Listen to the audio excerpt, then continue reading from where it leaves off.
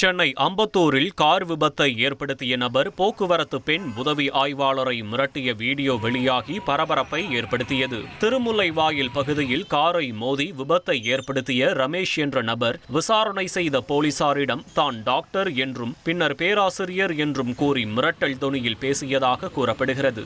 இதுகுறித்த வீடியோ வெளியாகியுள்ள நிலையில் போலீசார் அவரிடம் விசாரணை நடத்தி வருகின்றனர்.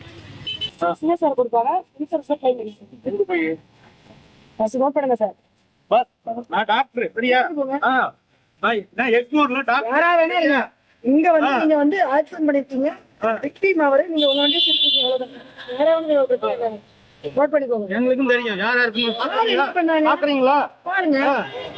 என்னங்க பண்ணாரு நம்பருக்கு நோட் பண்ணிக்கோங்க. இல்லாம பேசிட்டு இருக்கீங்க. என்ன பேசுறீங்க? சம்பந்தம் இல்லாம.